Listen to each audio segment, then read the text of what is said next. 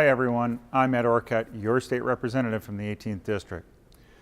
I represent portions of Cowlitz and Clark counties, including Camas, Washougal, Salmon Creek, Battleground, Ridgefield, and La Center, up through Woodland, Kalama, and Toutle to the county line. I'm reporting to you from the 2011 legislative session here in Olympia.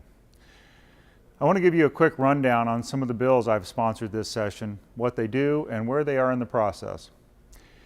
Even though I'm part of the minority party, I've always believed in working across the aisle as much as possible without compromising my values or my character.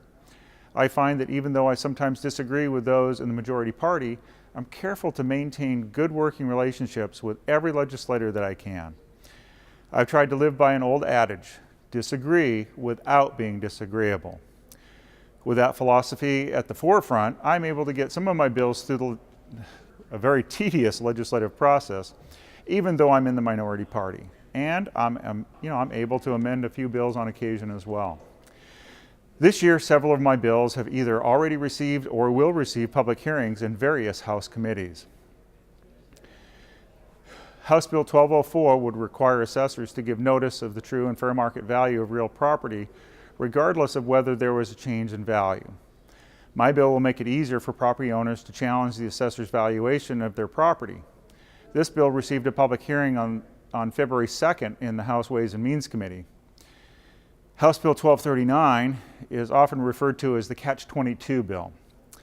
If a contractor owes taxes to the Department of Revenue and the department places a lien on all of their property, including business and home, the contractor is unable to get bonded and insured to do the work that they need in order to make the money to pay the back taxes. My bill would allow the department to limit such a lien to a specific piece of property, thereby freeing up the contractor to go through the licensing and bonding process, which in turn will allow them to secure the work to pay the back taxes. This bill received a public hearing on February 1st in the House Ways and Means Committee. House Bill 1284 adds a requirement to sexual health education to include elements of and consequences for conviction of sexual offenses where the victim is a minor. The bill simply says that if a school teaches sex education, the curriculum must include information on sexual offenses against minors. We've made our children aware of sexually transmitted diseases and unplanned pregnancies, but they also need to be aware of the legal ramifications that can change their lives forever. This bill received a public hearing in the House Education Committee on February 3rd. House Bill 1157 has to do with the forest practices permitting system. A forest practice application, or an FPA, must be obtained from the Department of Natural Resources to conduct forest practices, such as forest road building, tree thinning, certain vegetation control methods, or tree harvest. My bill would allow an FPA to be issued for a 5-year period instead of the current 2-year period. This will allow the small forest landowners more flexibility and more efficiency in managing their forest lands. This bill received a public hearing on February 4th in the House Agriculture and Natural Resources Committee, of which I'm a member.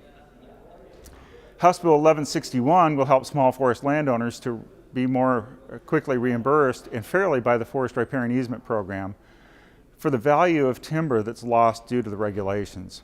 This is especially important for small forest landowners who have invested heavily in their land only to find the value of land reduced substantially because of certain state land use or environmental regulations. This bill also received a public hearing on February 4th in the House Agriculture and Natural Resources Committee. And my proposal to provide a moratorium on agency rulemaking, which is House Bill 1156, received a public hearing this week in the House State Government and Tribal Affairs Committee. I also want to let you know of my appointment to the Joint Legislative Audit and Review Committee. This committee works to make state government operations more effective, efficient, and accountable. And I'm excited to be a part of this effort and look forward to the challenge. Again, I want to invite you to one of our 18th District Town Halls on Saturday, March 12th. We'll be in Woodland, Battleground, and Camas. You can visit my website for the times and exact locations of these town halls. This is a great opportunity to meet with your 18th District legislators, myself, Representative Rivers, and Senator Joe Zarelli, and talk about the issues you're concerned about. I hope you're able to make it to one of our events. We've had a great time and we've had really good turnout over the last few years.